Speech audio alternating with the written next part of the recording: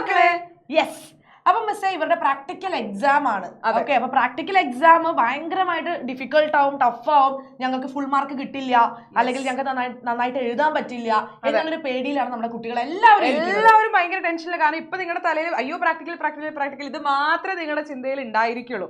അപ്പൊ അങ്ങനത്തെ ഒരു ഇതിലൂടെ അങ്ങനെ കടന്നു പോകുമ്പോഴാണ് നിങ്ങളിപ്പോ എന്തായിരിക്കും, എങ്ങനെയായിരിക്കും എക്സാമിന് ക്വസ്റ്റ്യൻ പേപ്പർ വരുന്നത് എന്നുള്ളൊരു സംശയം ഇവർക്ക് എന്തായാലും. ആ ക്വസ്റ്റ്യൻ പേപ്പർ ആലോചിച്ചാണ് എല്ലാ കുട്ടികളും ഏറ്റവും കൂടുതൽ ടെൻഷൻ അടിക്കുന്നത്. പക്ഷെ ആ ടെൻഷൻ മാറ്റാൻ വേണ്ടിയിട്ടാണ് നമ്മൾ ചോർന്നൊരു ചോദ്യ പേപ്പർ ആയിട്ട് വന്നിരിക്കുന്നത്. ശരിക്കും ചോർന്ന ചോദ്യ പേപ്പർ ആണോ? ശരിക്കും ചോർന്നതാണോ? ചോർന്നതാണെന്ന് നമുക്ക് പറയാം, വേണമെങ്കിൽ അങ്ങനെ പറയാം. കാരണം 2024 വന്ന നിങ്ങളുടെ പ്രാക്ടിക്കലിന്റെ ക്വസ്റ്റ്യൻ പേപ്പർ ആണ് നമ്മൾ ഇവിടെ കൊടുത്തിട്ടുള്ളത്. ഇതുപോലെ തന്നെ ആയിരിക്കും നിങ്ങൾക്ക് ഇത്തവണയും ക്വസ്റ്റ്യൻ പേപ്പർ വരുന്നുണ്ടായിരിക്കാം. അപ്പൊ നിങ്ങൾക്ക് ജസ്റ്റ് ഇപ്പൊ ഇത് കണ്ടു കഴിഞ്ഞാൽ എക്സാം ഹോൾ കണ്ടപ്പോ ഇത് ഞങ്ങൾ ഓൾറെഡി കണ്ടതാണ് എന്നുള്ള ഒരു മൈൻഡിലേക്ക് എല്ലാ ക്വസ്റ്റ്യൻസും ഒക്കെ നിങ്ങൾക്ക് ഇങ്ങനെ വരണം. അതിന് വേണ്ടിയിട്ടാണ് നമ്മൾ ഈ ഒരു ക്വസ്റ്റ്യൻ പേപ്പറുമായിട്ട് വന്നിരിക്കുന്നത്. ഇപ്പൊ 2024 ചോദിച്ച ചോദ്യ പേപ്പർ ആണ് ഇത്. തന്നെയായിരിക്കും 2025 ചോദ്യ പേപ്പർ. സോ ബയോളജി പ്രാക്ടിക്കൽ എക്സാമിന്റെ കാര്യം എന്ത് ചെയ്യാ, നിങ്ങൾ വിട്ടേക്ക, ടെൻഷനും വേണ്ട. അപ്പൊ ഈ ക്വസ്റ്റ്യൻ നിങ്ങൾക്ക് ഓർഡർ മനസ്സിലാവും, ഏതൊക്കെ രീതിയിലാണ് ക്വസ്റ്റ്യൻസ് ചോദിക്കുന്നത്, എന്തൊക്കെ ആയിരിക്കും എന്നുള്ളത് നമുക്ക് ജസ്റ്റ് ഒന്ന് പറയാം. ഓക്കെ, അപ്പൊ അങ്ങനെയാണെങ്കിൽ നോക്കാം അല്ലെ. ഫുൾ മാർക്ക് വാങ്ങില്ല മിസ് അവര്? അതത്രേ ഉള്ളൂ, അതിൽ കുറഞ്ഞൊന്നും അവർ വാങ്ങില്ല. നമ്മൾ അതിന് വേണ്ട കുറെ കാര്യങ്ങൾ കൊടുത്തു. പിന്നെ അല്ല, നിങ്ങൾ കണ്ടിട്ടുണ്ടാവും വിചാരിക്കുന്നു. കണ്ടിട്ടില്ലെങ്കിൽ ഉറപ്പായിട്ടും എന്ത് ചെയ്യാം, നമ്മുടെ +2 ചാനലിലുള്ള എല്ലാ കോണ്ടന്റ് വീഡിയോസും നിങ്ങൾ കാണുക. പ്രാക്ടിക്കലിന്റെ നിങ്ങൾക്ക് ആവശ്യമായിട്ടുള്ള കാര്യങ്ങൾ എല്ലാം തന്നെ അതിൽ അപ്ലോഡ് ചെയ്തിട്ടുണ്ട്. കൂടെ ഒരു കാര്യം കൂടി പറയട്ടെ, ഇപ്പൊ വീഡിയോ കണ്ടുകൊണ്ടിരിക്കുമ്പോൾ തന്നെ വേഗം പോയി താഴെയുള്ള ആ സബ്സ്ക്രൈബ് ബട്ടൺ ഒന്ന് അടിക്കുക. സബ്സ്ക്രൈബ് ചെയ്യാത്ത ആൾക്കാർ ഇനി നമ്മുടെ ചാനലിൽ നിൽക്കരുതെന്നൊന്നും പറയാൻ പറ്റില്ലല്ലോ. കോൺട്രിബ്യൂഷൻ ആണ്, സബ്സ്ക്രൈബ് ചെയ്യുക വേഗം. ഓക്കെ, അപ്പൊ അങ്ങനെയാണ് തീർച്ചയായിട്ടും ലൈക്ക് ചെയ്യണം. അതേപോലെ നിങ്ങളുടെ കൂടെ ബയോളജി പ്രാക്ടിക്കൽ എക്സാം എഴുതാൻ പോകുന്ന എല്ലാ ഫ്രണ്ട്സിനും ഷെയർ ചെയ്യുക. പിന്നെ നമ്മുടെ വീഡിയോ നിങ്ങൾക്ക് എന്തായാലും ഉപകാരപ്പെടും. സോ എന്ത് ചെയ്യുക, കമന്റ് ചെയ്യാൻ മറക്കരുത്. വീഡിയോ ഫുള്ള് കാണുക. അതാണ് ആദ്യത്തെ കാര്യം. നമ്മൾ ഇതിലുള്ള എല്ലാ ക്വസ്റ്റ്യൻസും ഇപ്പൊ പറയുന്നുണ്ടായിരിക്കും. അപ്പൊ ത്രൂ ഔട്ട് നിങ്ങൾ അത് കണ്ട് അവസാനം വരെ ബോട്ടണിയുടെയും സുവോളജിയുടെയും എല്ലാ ക്വസ്റ്റ്യൻസും അത് കണ്ടു തീർക്കാം. ഓക്കെ, അപ്പൊ ബോട്ടണി. യെസ്, അപ്പൊ ബോട്ടണിയിൽ ആദ്യത്തെ ക്വസ്റ്റ്യൻ എന്ന് പറയുന്നത് സ്പെസിമെൻ എ എന്ന് പറയുന്നത് നിങ്ങൾക്ക് ക്രോസ് സെക്ഷൻ എടുക്കാനായിരിക്കും. ഈ പറയുന്ന പോലെ dicot stem, dicot root, monocot stem, monocot root. ഇതിൽ usually dicot stem, monocot root ഒക്കെയാണ് തരാറുള്ളത്. അതിന്റെ ഡീറ്റെയിൽസ് നിങ്ങൾക്ക് ആക്ച്വലി കോണ്ടന്റ് വീഡിയോയിൽ എങ്ങനെയാണ് എടുക്കേണ്ടത് എന്നുള്ള കാര്യങ്ങൾ ഓൾറെഡി അമൽ സാർ അപ്ലോഡ് ചെയ്തിട്ടുള്ള ഒരു അമൽ സാറിന്റെ വീഡിയോ നിങ്ങൾക്ക് കാണാൻ പറ്റും. യെസ്, എങ്ങനെയാണ് അതിന്റെ ക്രോസ് സെക്ഷൻ എടുക്കേണ്ടത് എന്നുള്ള കാര്യങ്ങളൊക്കെ കേട്ടോ. യെസ്, അപ്പൊ അതിൽ നിങ്ങൾക്ക് പ്രിപ്പയർ ചെയ്യുന്നതിൽ നിങ്ങൾ ഏത് രീതി, നിങ്ങളുടെ സെക്ഷൻ നല്ലതായിരിക്കണം. അതാണ് പ്രിപ്പറേഷൻ എന്ന് പറയുമ്പോൾ. സെക്ഷൻ ഒക്കെ കട്ടി കുറഞ്ഞ സെക്ഷൻ ആയിരിക്കണം, കൃത്യമായിട്ട് ഒരേപോലെ ലീവൺ ആയിട്ടുള്ള സെക്ഷൻ ആയിരിക്കണം. ആൻഡ് അതിന് 2 മാർക്ക് ഉണ്ട്. ആൻഡ് ലേബൽ ഡയഗ്രം വരയ്ക്കുന്നതിന് 1.5 മാർക്ക് ഉണ്ട്. എന്തുകൊണ്ടാണ് ആ ഒരു റീസൺ, അത് എന്തുകൊണ്ടാണ് നിങ്ങൾ ഇന്ന എന്തിന്റെ സ്റ്റെമ്മാണ് അല്ലെങ്കിൽ ഇതിന്റെ റൂട്ട് ആണെന്ന് നിങ്ങൾ എന്തുകൊണ്ട് ഐഡന്റിഫൈ ചെയ്തു എന്നുള്ളതിനും 1/2 മാർക്ക് ഉണ്ട്. Reason 2 mark. അപ്പൊ മൊത്തം 6 മാർക്സിന്റെ ക്വസ്റ്റ്യൻ ആണ്. ആദ്യത്തെ ക്വസ്റ്റ്യൻ തന്നെ വലിയ ക്വസ്റ്റ്യൻ ആണ്, വലിയ മാർക്കിന്റെ ക്വസ്റ്റ്യൻ ആണ്. പക്ഷെ പാനിക് ആവാനൊന്നുമില്ല, അത് നിങ്ങൾ ഓൾറെഡി ചെയ്തിട്ടുണ്ടാവും. സിമ്പിൾ ആയിട്ട് കിട്ടും. ഈ 6 മാർക്കിന്റെ ചോദ്യമൊന്നും സുവോളജിയിൽ ഇല്ല, മാക്സിമം 3 ആണ്. യെസ്, അപ്പൊ ഇത് ടെൻഷൻ അടിക്കാനൊന്നുമില്ല. 6 മാർക്സ് ഉണ്ടെങ്കിലും പെട്ടെന്ന് സ്കോർ ചെയ്യാൻ പറ്റുന്നതാണ്. അപ്പൊ നിങ്ങൾ കൃത്യമായിട്ട് ഓരോന്നിനൊക്കെ പഠിച്ചു പോയി കഴിഞ്ഞ് കഴിഞ്ഞാൽ നിങ്ങൾക്ക് അവിടെ ഒരു സംശയം വരെ. പ്രിപ്പറേഷൻ നിങ്ങൾ ഓൾറെഡി വീട്ടിൽ നിന്നൊക്കെ നമ്മൾ പറഞ്ഞിരുന്നു, വീട്ടിൽ നിന്ന് തന്നെ ചെറുതായിട്ടൊക്കെ ഒന്ന് എടുത്തു നോക്കുക. പക്ഷെ അവിടുന്ന് കിട്ടും. നിങ്ങൾ കുറച്ചു നേരം അതിന്റെ മുകളിൽ ഇരുന്ന് അത് ചെയ്യുമ്പോൾ തന്നെ നിങ്ങൾക്ക് കിട്ടും. ടെൻഷനൊന്നും വേണ്ട കേട്ടോ. യെസ്, അപ്പൊ എന്തായാലും അതാണ് ആദ്യത്തെ ക്വസ്റ്റ്യൻ. രണ്ടാമത്തെ ക്വസ്റ്റ്യൻ എന്ന് പറഞ്ഞാൽ ബിയും സിയും നിങ്ങൾക്ക് ഈ പറയുന്ന പോലെ മെറ്റീരിയൽസ് തരും. അപ്പൊ ബി സി എന്ന് പറയുന്ന മെറ്റീരിയൽസ് ഒന്ന് ഈ പറയുന്ന പോലെ മൈക്രോസ്കോപ്പിക് സ്ലൈഡുകളായിരിക്കും. ഓക്കെ, മൈക്രോസ്കോപ്പിക് സ്ലൈഡുകൾ എന്ന് പറയുമ്പോൾ നമ്മൾ ഓൾറെഡി പറഞ്ഞതായിരുന്നു.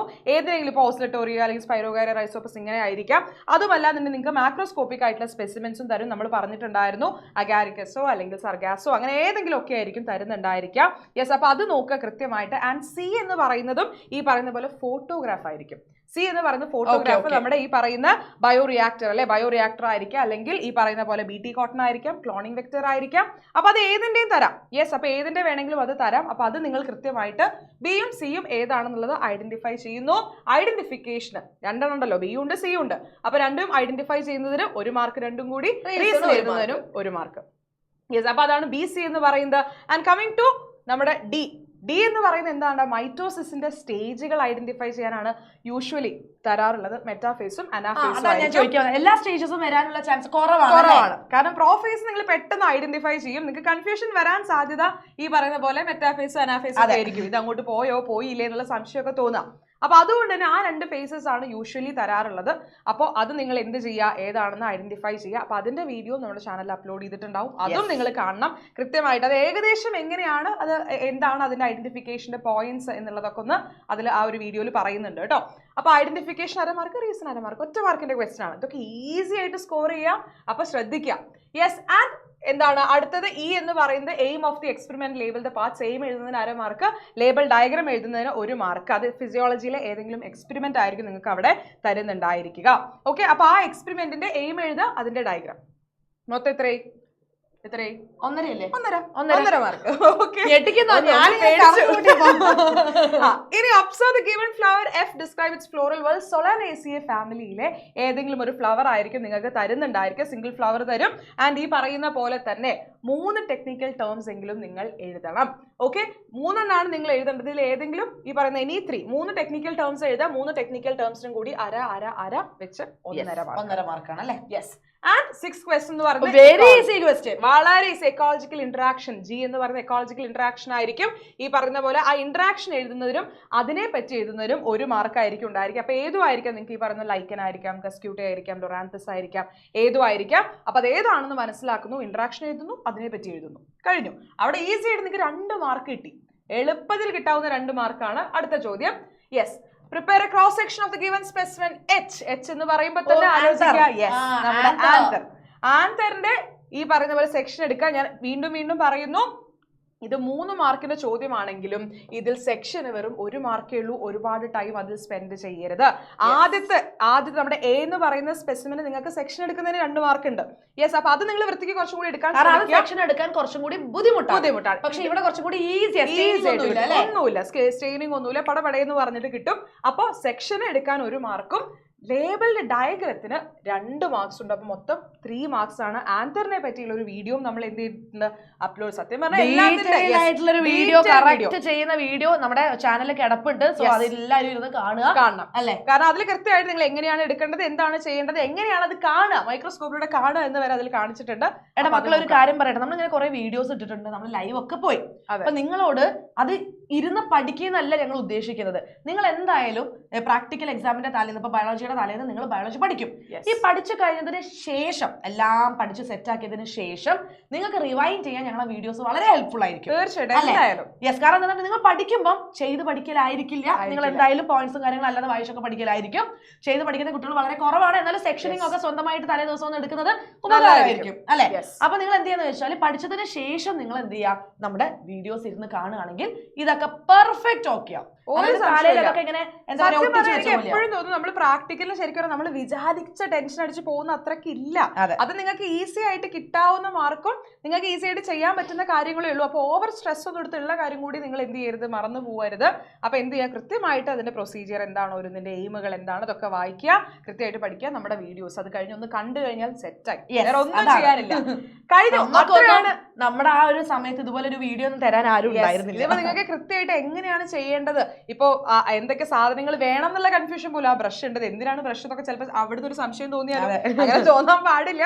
അത് എന്തിനാണെന്നുള്ളതൊക്കെ നമ്മൾ കൃത്യമായിട്ട് വീഡിയോ കാണുമ്പോൾ നിങ്ങൾക്ക് ഏത് സ്റ്റെയിൻ യൂസ് ചെയ്യണം അല്ലെ, അതേപോലെ തന്നെ ഇപ്പം ഐഡന്റിഫിക്കേഷന് ശേഷം എന്ത് പോയിന്റ് എഴുതണം, ഇതെല്ലാം നിങ്ങൾക്ക് കൃത്യമായിട്ട് മനസ്സിലാവും കേട്ടോ. ഓക്കെ, അത്രേ ഉള്ളൂ. അത് കഴിഞ്ഞാൽ നമ്മൾ ഈ പറയുന്ന പോലെ തന്നെ വൈവ ആയിരിക്കും ഉണ്ടായിരിക്കും. അപ്പൊ വൈവ യൂഷ്വലി ബോട്ടണിയിൽ എങ്ങനെയായിരിക്കും എന്ന് വെച്ച് കഴിഞ്ഞാൽ ബയോളജിയിൽ ഇൻ ജനറൽ ഈ പറയുന്ന പോലെ നിങ്ങൾ ചെയ്ത കാര്യങ്ങളെ പറ്റിയിട്ട് എന്തെങ്കിലും ആയിരിക്കും മിസ് വന്ന് ചോദിക്കുന്നുണ്ടായിരിക്കും, നിങ്ങളുടെ ഇൻവിജിലേറ്റർ വന്ന് ചോദിക്കാം. അപ്പൊ ജസ്റ്റ് വന്നിട്ട് ഇത് എന്തുകൊണ്ടാണ് ഇങ്ങനെ ആയത്, ഇത് എന്തുകൊണ്ട് അങ്ങനെ ചെയ്തു എന്നുള്ള വലിയ കുറെ ക്വസ്റ്റ്യൻസ് ഒന്നും ചോദിക്കില്ല. എനിക്ക് തോന്നുന്നു ഫിസിക്സിലും കെമിസ്ട്രിയിലും ഒക്കെ കുറച്ചും കൂടി അതെ കുറച്ചും കൂടി കാര്യങ്ങൾ തിയറി പാർട്ടെന്ന് കുറെ ചോദിക്കും. പക്ഷെ ബയോളജിയിൽ യൂഷ്വലി അങ്ങനെ പുറത്തുനിന്നൊന്നും ചോദിക്കില്ല. നിങ്ങൾ ലാബിൽ ചെയ്ത കാര്യങ്ങൾ എങ്ങനെ ചെയ്തു, ഇത് എന്തുകൊണ്ട് ഇങ്ങനെയായി എന്നുള്ള എക്സ്പെരിമെന്റ്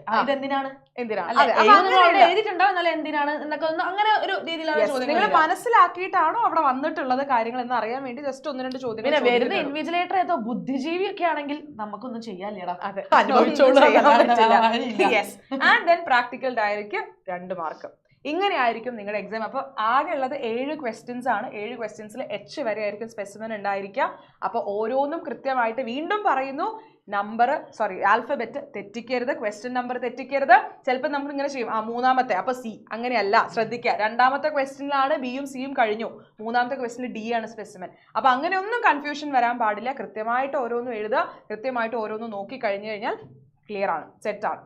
യെസ്, ഓക്കെ. അപ്പൊ അങ്ങനെയാണെങ്കിൽ നമ്മൾ സുവോളജിയിലേക്ക് പോവാം. അപ്പൊ സുവോളജിയിലെ ഫസ്റ്റത്തെ ക്വസ്റ്റ്യൻ നിങ്ങൾ നോക്കിക്കേ. ഒന്നില്ലെങ്കിൽ എന്തായിരിക്കും തന്നിട്ടുണ്ടാവുക, പിക്ചർ ആയിരിക്കും തന്നിട്ടുണ്ടാവുക, അല്ലെങ്കിൽ സ്പെസിമൻ ആയിരിക്കും തന്നിട്ടുണ്ടാവുക, അല്ലെങ്കിൽ ഫോട്ടോഗ്രാഫ്. അത് തന്നെയാണല്ലോ പിക്ചർ അല്ലേ? യെസ്, അതായിരിക്കും തന്നിട്ടുണ്ടാവുക.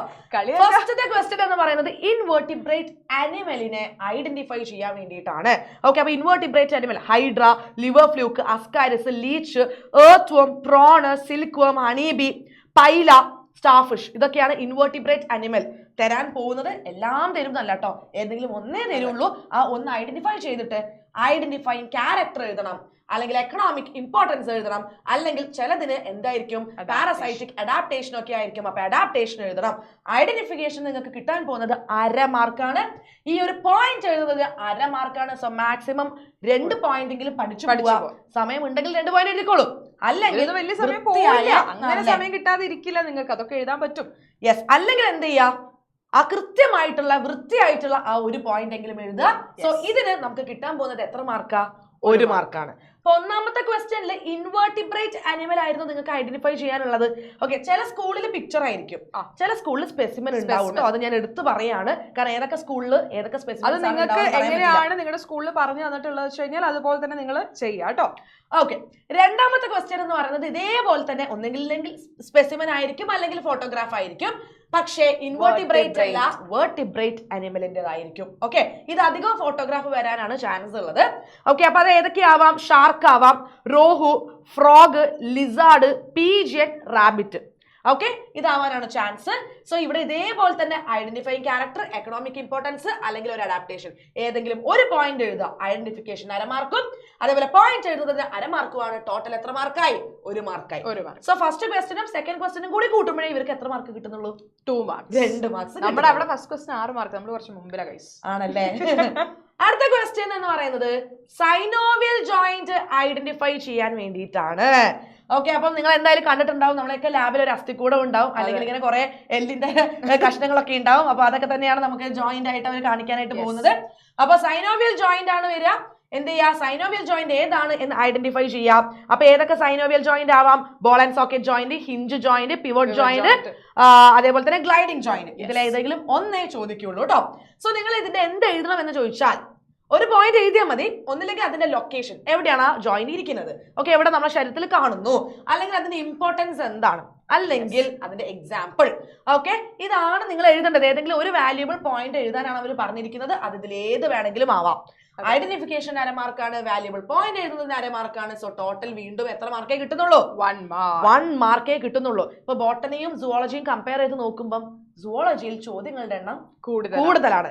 കാരണം അവിടെ കുറച്ചും കൂടി നല്ല വെയിറ്റേജ് കൂടിയ ചോദ്യങ്ങളാണ്. ഇവിടെ കുറച്ചും കൂടി സിമ്പിൾ ക്വസ്റ്റ്യൻസ് ആയതുകൊണ്ട് ചോദ്യങ്ങളുടെ എണ്ണം കൂടുന്നു. Okay, yes. ഇനി അടുത്തത് നമുക്ക് ഏതെങ്കിലും ഒരു മോഡലാണ് തരാൻ പോകുന്നത്. ഓക്കെ, ആ മോഡലിൽ ഏതെങ്കിലും ഒരു പാർട്ട് അവരിങ്ങനെ പോയിന്റ് ഔട്ട് ചെയ്ത് വെച്ചിട്ടുണ്ടാവും, മാർക്ക് ചെയ്ത് വെച്ചിട്ടുണ്ടാവും. ഓക്കെ, അപ്പൊ അത് ഏത് ലൈക്ക് പാർട്ടാണ് അവർ ലേബൽ ചെയ്തിരിക്കുന്നത് അല്ലെങ്കിൽ മാർക്ക് ചെയ്തിരിക്കുന്നത് എന്നുള്ളത് വേണം ഐഡന്റിഫൈ ചെയ്യാൻ. അപ്പൊ പല കുട്ടികളും വിചാരിക്കുന്നുണ്ടാവും മോഡൽ ഐഡന്റിഫൈ ചെയ്യാനാണ്. അപ്പൊ മോഡൽ ഏതൊക്കെയാണെന്ന് അറിയാം മിസ്സേ? Heart, lungs, kidney, brain, I, year. ഇത് കിഡ്നി. കുട്ടികളുമായിട്ട് യെസ്, ഞാൻ ഐഡന്റിഫൈ ചെയ്തത് ഹാർട്ടാണ് അങ്ങനെ എഴുതി വെക്കരുത് കേട്ടോ. കാരണം ഹാർട്ടും കിഡ്നിയും ഐയും ഇയറും ഒക്കെ കാണാനുള്ള പ്രായം എന്നോ കഴിഞ്ഞു, അല്ലെ? അപ്പൊ അതൊക്കെ നിങ്ങൾക്ക് എന്തായാലും മോഡൽ കണ്ടാൽ മനസ്സിലാവും. അതുകൊണ്ടാണ് പറഞ്ഞത് മാർക്ക് ചെയ്ത പാർട്ടാണ് നിങ്ങൾ എന്ത് ചെയ്ത് എഴുതേണ്ടത്. ആൻഡ് ഓൾസോ ആ പാർട്ടിന്റെ ഫിസിയോളജിക്കൽ ഫംഗ്ഷൻ എഴുതണം. ഐഡന്റിഫൈ ചെയ്യാൻ 1/2 മാർക്കാണ്. ആൻഡ് ആ ഒരു പാർട്ടിന്റെ ഫംഗ്ഷൻ എഴുതുന്നതിന് 1/2 മാർക്കാണ്. വീണ്ടും ടോട്ടൽ 1 മാർക്കേ വന്നിട്ടുള്ളൂ. ഓക്കെ അല്ലെ? അഞ്ചാമത്തെ ക്വസ്റ്റ്യൻ, മസ്കുലാർ ടിഷ്യൂടെ സ്ലൈഡ് തരും. മസിൽ ടിഷ്യൂ നമ്മൾ 3 പഠിക്കുന്നുണ്ട് അല്ലെ? Smooth, cardiac, skeletal. ഈ 3 ഏതെങ്കിലും ഒന്നായിരിക്കും തരുന്നത്. അതായത് ഓൾറെഡി പെർമനന്റ് സ്ലൈഡ് ടീച്ചേഴ്സ് നിങ്ങൾക്ക് കാണിച്ചു തന്നിട്ടുണ്ടാവും. ഇപ്പൊ നമ്മൾ നേരത്തെ ബോട്ടണിയിൽ എന്താ പറയുക, അനാഫീസും മെറ്റാഫീസും പറഞ്ഞു. അത് പെർമനന്റ് സ്ലൈഡ് ആയിരിക്കും നിങ്ങൾക്ക് തരുന്നത്. അതേപോലെ തന്നെ ഇതിന്റെയും സ്ലൈഡ്സ് ആയിരിക്കും തരുന്നത്. അപ്പൊ നിങ്ങൾ കൃത്യമായിട്ട് ഓൾറെഡി ടീച്ചർ കാണിച്ചു തന്നത് നിങ്ങൾ കണ്ട് ഐഡന്റിഫൈ ചെയ്തിട്ട് നിങ്ങൾ കുറെ എന്താ പറയുക ട്രിക്ക് ഒക്കെ എഴുതി വെച്ചിട്ടുണ്ടോ എങ്ങനെ മനസ്സിലാക്കണമെന്ന്, അത് വെച്ചിട്ടെങ്കിൽ എന്ത് ചെയ്യാം, കൃത്യമായിട്ട് ഐഡന്റിഫൈ ചെയ്യാം കേട്ടോ. ഓക്കെ, ഐഡന്റിഫിക്കേഷൻ അര മാർക്കാണ്. Value point in the sense അതിന്റെ സ്കെച്ച് ചെയ്യണം, സ്കെച്ച് ചെയ്യണം, വരയ്ക്കണം അല്ലെ, വരച്ചിട്ട് 2 പാർട്സ് ലേബൽ ചെയ്യണം, 2 പാർട്സ് ലേബൽ ചെയ്യണം. ടോട്ടൽ സ്കോർ എന്ന് പറയുന്നത് ശരിക്കും 2 ആണ്. ഓക്കെ, 2 ആണ്. 2 മാർക്കാണ്. ഐഡന്റിഫിക്കേഷൻ 1 മാർക്കും ആൻഡ് വാല്യൂബിൾ പോയിന്റ് എഴുതുന്നതിന് എത്ര മാർക്കാണ്? 1 മാർക്കുമാണ് വരുന്നത് കേട്ടോ. ഓക്കെ, ടോട്ടൽ 2 ആണ് സ്കോർ. 5 ക്വസ്റ്റ്യൻസ് കഴിഞ്ഞ് ഇനി 6ാമത്തെ ചോദ്യം എന്ന് പറയുന്നത്, അതായത് 2024 ചോദിച്ചിരിക്കുന്നത് സെയിം കോക്രോച്ചിന്റെ ഡൈജസ്റ്റീവ് സിസ്റ്റം വരയ്ക്കുക, അല്ലെങ്കിൽ ഫ്രോഗിന്റെ വിസറ വരയ്ക്കുക. ഓക്കെ, ഈ 2 എണ്ണം ഇതുപോലെ ആയിരിക്കും ഇത്തവണയും വരിക, ഓരോ മാറ്റവും ഇല്ല. ഒന്നില്ലെങ്കിൽ കോക്രോച്ച് ഡൈജസ്റ്റീവ് സിസ്റ്റം നിങ്ങൾക്ക് അതാണ് പഠിച്ചതെങ്കിൽ അത് വരയ്ക്കുക. ഇനി അതല്ലെങ്കിൽ നിങ്ങൾക്ക് ഫ്രോഗിന്റെ വിസറയാണ് അറിയാന്നുണ്ടെങ്കിൽ എന്ത് ചെയ്യുക, അതിന്റെ ആ ഒരു ഇന്റേണൽ പാർട്ട് വരച്ചോളുക. ഓക്കെ, ഏത് വേണമെങ്കിലും നിങ്ങൾക്ക് ചെയ്യാം. ഇവിടെ വരയ്ക്കണം എന്നുള്ളതാണ് ഏറ്റവും ഇമ്പോർട്ടന്റ് ആയിട്ടുള്ള കാര്യം. വരയ്ക്കാൻ 1 മാർക്കേ കിട്ടും. ഓക്കെ, ലേബലിങ്ങിന് ആണ് 2 മാർക്ക്, അതായത് 4 പാർട്സ് ആണ് ലേബൽ ചെയ്യാൻ പഠിക്കേണ്ടത്. സോ ടോട്ടൽ ഇത് കുറച്ച് വെയിറ്റേജ് കൂടിയ ചോദ്യമാണ്, 3 മാർക്കിന്റെ ചോദ്യമാണ്. ഓക്കെ, കുറെ കുട്ടികൾ കമന്റ് ചെയ്തിട്ടുണ്ടായിരുന്നു മിസ്സേ എങ്ങനെയാ വരയ്ക്കുക എന്നുള്ളത്. അപ്പൊ അതിന്റെ ഒരു ഡീറ്റെയിൽഡ് ആയിട്ടുള്ള വീഡിയോ എന്ത് ചെയ്തിട്ടുണ്ടാവും, ഇതേപോലെ തന്നെ നിങ്ങൾക്ക് ചാനൽ എടുത്ത് നോക്കിയാൽ കാണാം. അപ്പൊ എന്ത് ചെയ്യുക, നിങ്ങൾ അത് നോക്കുക, കൃത്യമായിട്ട് പഠിക്കുക. അതുപോലെ സൈനോവിയൽ ജോയിന്റ് അതും നമ്മൾ വീഡിയോ ചെയ്തിട്ടുണ്ട്. പിന്നെ മസിൽ ടിഷ്യൂ ഐഡന്റിഫൈ ചെയ്യാൻ അതും നമ്മൾ വീഡിയോ ചെയ്തിട്ടുണ്ട് കേട്ടോ. അപ്പൊ അതൊക്കെ എന്ത് ചെയ്യാം, ആ വീഡിയോസ് ഒക്കെ ഒന്ന് ഇരുന്ന് കാണുക കേട്ടോ. ഇനി അടുത്തതാണ് നമ്മുടെ എക്സ്പീരിമെന്റ്, മേജർ ആൻഡ് മൈനർ എക്സ്പീരിമെന്റ്സിലേക്കാണ് വരുന്നത്. മൈനർ എക്സ്പീരിമെന്റിൽ അതായത് 2 സാമ്പിൾ സൊല്യൂഷൻ തന്നിട്ടുണ്ടാവും. അതിൽ ഗ്ലൂക്കോസ്, സ്റ്റാർച്ച് അല്ലെങ്കിൽ പ്രോട്ടീനിന്റെ പ്രസൻസ് ആണ് ചോദിച്ചിരിക്കുന്നത്. പ്രൊസീജിയർ എഴുതണം. കുറെ കുട്ടികൾ കമന്റ് ചെയ്തു നമ്മുടെ ലൈവിന്, പ്രൊസീജിയർ എഴുതണോ. പ്രൊസീജിയർ എഴുതണം, റിസൾട്ട് എഴുതിയില്ലെങ്കിൽ അവിടെ പോവും മാർക്ക്. ഓക്കെ, എക്സ്പീരിമെന്റ് വിട്ടുപോകും, റിസൾട്ട് എഴുതാനായിട്ട് വിട്ടുപോകും. ഇതൊക്കെ ചെയ്ത് കഴിഞ്ഞിട്ട് പ്രൊസീജിയർ ഒക്കെ എഴുതി വെച്ചിട്ട് നിങ്ങൾ ചെയ്യാൻ പോകും. ആക്ച്വലി എന്റെ കൂടെ ഉണ്ടായ ഒരു ഫ്രണ്ട് അങ്ങനെ ചെയ്തിട്ടുണ്ട്. ചെയ്ത് കഴിഞ്ഞ് തിരിച്ചു വന്ന് റിസൾട്ട് എഴുതാൻ മറന്നുപോകും. അപ്പൊ റിസൾട്ട് എഴുതുന്നതിന് മാർക്കുള്ളതുകൊണ്ട് നിങ്ങൾ റിസൾട്ട്, അപ്പൊ എന്ത് ചെയ്യാ, നിങ്ങൾ പ്രൊസീജിയർ എഴുതി കഴിഞ്ഞാൽ തന്നെ താഴെ റിസൾട്ട് എഴുതി വെച്ചിട്ട് നിങ്ങൾ ചെയ്യാൻ പോവാം. അല്ലെങ്കിൽ അത് എഴുതുന്നതിന്റെ കൂടെ തന്നെ റിസൾട്ട് എഴുതി വെച്ചൊരു ഓർമ്മ ഉണ്ടാവും. അതെ, മറ്റേ തിരിച്ചൊരു അയ്യോ റിസൾട്ട് എഴുതാൻ ഉണ്ടെന്നുള്ളത് ഓർമ്മയെ കിട്ടില്ല. അങ്ങനത്തെ ചെറിയ എനിക്ക് തോന്നുന്നു പ്രാക്ടിക്കലി നമ്മൾ ചെയ്യുന്ന മിസ്റ്റേക്കുകൾ എന്ന് പറയുന്നത് ചെയ്യുന്നതിലോ കണ്ടുപിടിക്കുന്നതിലോ അതിനൊന്നും നമ്മൾ തെറ്റിക്കില്ല. അതിലൊക്കെ ഇങ്ങനത്തെ കുറച്ച് എഴുതുന്നത്, ചെറിയ കാര്യങ്ങൾ എഴുതുന്നത്, ലേബൽ ചെയ്യാൻ ചിലപ്പോ ഒന്ന് വിട്ടു, അയ്യോ ഞാൻ 4 പാർട്ടിന് പകരം 3 മാർക്ക്, ഇങ്ങനത്തെ മൈന്യൂട്ട് കാര്യങ്ങളിലാണ് നമ്മുടെ മാർക്ക് പോവുക. അപ്പൊ അത് പ്രത്യേകം ശ്രദ്ധിക്കണം. ഓക്കെ, എക്സ്പെരിമെന്റ് ചെയ്യാൻ മിസ് ഇപ്പൊ പറഞ്ഞതുപോലെ തന്നെ കണ്ടോ, 1 മാർക്കേ ഉള്ളൂ. ചെയ്ത് കണ്ടുപിടിക്കാൻ 1 മാർക്കാണ്. പ്രൊസീജിയർ എഴുതാൻ 1/2 മാർക്ക്, റിസൾട്ട് എഴുതാൻ 1/2 മാർക്ക്. ഇപ്പൊ ഇവിടെ റിസൾട്ട് എഴുതിയില്ലെങ്കിൽ 1/2 മാർക്ക് ഒറ്റയടിക്ക് പോയി. ഓക്കെ, ഇപ്പം ഇനി അതല്ലെങ്കിൽ 2 യൂറിൻ സാമ്പിൾസ് എന്നുള്ള ഒരു ക്വസ്റ്റ്യൻ ഉണ്ട്. എനിക്ക് തോന്നുന്നു ഓൾറെഡി നമ്മുടെ എന്താ പറയാ ആ ഒരു ലാബ് മാനുവലിൽ ഉള്ള ഒരു ക്വസ്റ്റ്യൻ ആണ്. പക്ഷെ അധികവും നമ്മൾ ചെയ്യാറുള്ളത് എന്തിനാണ്, ഈ ഗ്ലൂക്കോസ്, സ്റ്റാർച്ച്, പ്രോട്ടീന്റെ ടെസ്റ്റ് തന്നെയായിരിക്കും, അത് തന്നെയായിരിക്കും വരുന്നത് കേട്ടോ. ഓക്കെ, ഇനി അതല്ലെങ്കിൽ 8ാമത്തെ ക്വസ്റ്റ്യൻ നോക്കിക്കേ. ഇതിൽ ഏതാണെന്നുള്ളത് എനിക്ക് തോന്നുന്നു ആ സ്കൂളിനനുസരിച്ച് ഇൻവിജിലേറ്റർക്ക് അനുസരിച്ചുമാണ് ഉണ്ടാവുക. അപ്പൊ നേരത്തെ ഈ കോക്രോച്ച് ഫ്രോഗും ഇല്ല, അതും അങ്ങനെ തന്നെ ആയിരിക്കും. രണ്ടും നമുക്ക് എന്താ പറയാ തരില്ല. ഏതെങ്കിലും ഒന്ന് നമ്മുടെ ഇഷ്ടത്തിനും എടുക്കാൻ പറ്റില്ല, അവര് പറയുന്നത് തന്നെ നിങ്ങൾ ചെയ്യണം കേട്ടോ. അപ്പൊ ഇവിടെ ചീക്ക് എപ്പിത്തീലിയത്തിന്റെ സ്ലൈഡ് പ്രിപ്പയർ ചെയ്യാൻ 1 മാർക്കേ ഉള്ളൂ. പക്ഷെ നിങ്ങൾ ഒരു ചീക്ക് സെല്ല് വരച്ച് അതിലെ പാർട്സ് ലേബൽ ചെയ്യാൻ 1 മാർക്ക്. ഓക്കെ, അപ്പൊ ടോട്ടൽ 2 മാർക്സ്. ഇതൊരു മേജർ എക്സ്പെരിമെന്റ് ആണ്. അല്ലാന്നുണ്ടെങ്കിൽ ബ്ലഡ്, ഓക്കെ, ബ്ലഡ് കണ്ടോ, ബ്ലഡ് സ്മിയർ പ്രിപ്പറേഷനും വരും, സ്ലൈഡ് പ്രിപ്പയർ ചെയ്യാൻ വരും. ഓക്കെ, അപ്പൊ ഇവിടെ നിങ്ങൾ എന്ത് ചെയ്യണം, വരച്ച് ലേബൽ ചെയ്യണം. 2 WBC, RBC ഈസിയാണ്, അത് വരില്ല, WBC ആണ് കേട്ടോ. സ്ലൈഡ് പ്രിപ്പയർ ചെയ്യാൻ 1 മാർക്ക് ആണെങ്കിൽ ഡയഗ്രത്തിന് 1 മാർക്ക്, ടോട്ടൽ 2 മാർക്ക് കേട്ടോ. അപ്പൊ മൈനർ എക്സ്പെരിമെന്റ് ആണ് test for starch, glucose, protein. Major experiment ആണ് എന്തെന്ന് പറയുന്നത് ചീക്ക് അല്ലെങ്കിൽ ബ്ലഡ്, രണ്ടും അല്ല ഏതെങ്കിലും ഒന്ന്. ഓക്കെ, അടുത്തത് നമ്മുടെ ഹ്യൂമൻ ഹെൽത്ത് ആൻഡ് ഡിസീസ് എന്ന് പറയുന്ന ഒരു ചാപ്റ്ററിൽ നിങ്ങൾ ഓൾറെഡി പാത്തജൻസിനെ കുറിച്ചൊക്കെ പഠിക്കുന്നുണ്ട്, രോഗങ്ങൾ പഠിക്കുന്നുണ്ട്. സോ ആ പാത്തജന്റെ സ്ലൈഡ് ആയിരിക്കും ചിലപ്പോൾ തരിക. സ്ലൈഡ് ഇല്ലാത്ത സ്കൂളുകൾ എന്താ ചെയ്യാ, അതിന്റെ ഡയഗ്രാം അല്ലെങ്കിൽ ആ ഫോട്ടോഗ്രാഫ് ആയിരിക്കും തരുന്നത് അല്ലെ. ഐഡന്റിഫൈ ചെയ്യാ. അപ്പം തന്നിരിക്കുന്നത് ഇപ്പം എന്താ പറയാ, നമ്മുടെ എൻറ്റമീബ. ഓക്കെ, എൻറ്റമീബ ആണെന്നുണ്ടെങ്കിൽ ആ ഒരു പാത്തജനെ കണ്ടാൽ നിങ്ങൾക്ക് അറിയാലോ അമീബിയാസിസ് എന്ന് പറയുന്ന രോഗമാണ് ഉണ്ടാക്കുന്നത് അല്ലെ. അപ്പൊ നിങ്ങൾ എന്ത് ചെയ്യാ, ഡിസീസ് ഐഡന്റിഫൈ ചെയ്യണം. ഓക്കെ, പാത്തജൻ ഏതാന്ന് ഐഡന്റിഫൈ ചെയ്യാ, എന്നിട്ട് വേണം ഡിസീസ് ഏതാന്ന് ഐഡന്റിഫൈ ചെയ്യാൻ. രണ്ടും ചെയ്യണം. പാത്തജന്റെ പേര് എഴുതാ, ഡിസീസിന്റെ പേര് എഴുതാ കേട്ടോ. സിംറ്റവും എഴുതണം. അപ്പം ഐഡന്റിഫൈ ചെയ്യാൻ 1/2 മാർക്ക്, അതായത് പാത്തജൻ എഴുതുന്നതിന് 1/2 മാർക്ക്, ഡിസീസ് എഴുതുന്നതിന് 1/2 മാർക്ക്, സിംറ്റം എഴുതുന്നതിന് 1 മാർക്ക്. ഈ ക്വസ്റ്റ്യൻ അല്ലാന്നുണ്ടെങ്കിൽ വരാൻ പോകുന്നത് നമ്മുടെ എവല്യൂഷനിൽ നിന്നുള്ള അനലോഗസ് അല്ലെങ്കിൽ ഹോമോലോഗസ് ഓർഗന്റെ പിക്ചർ തരും. എക്സാമ്പിൾ പഠിക്കുന്നുണ്ടല്ലോ നമ്മൾ 4 limbs of mammals എന്നൊക്കെ പറഞ്ഞിട്ട്, അതുപോലെ വിങ്സ് ഓഫ് ബേർഡ്, ബട്ടർഫ്ലൈ, എന്താ പറയാ ബാറ്റ് എന്നൊക്കെ പറഞ്ഞിട്ട് നിങ്ങൾ എക്സാമ്പിൾ പഠിക്കുന്നുണ്ട്. അതിന്റെ പിക്ചർ തരും. പിക്ചർ തന്നിട്ട് അനലോഗസ് ആണോ ഹോമോലോഗസ് ആണോ എന്നുള്ളത് ഐഡന്റിഫൈ ചെയ്യണം.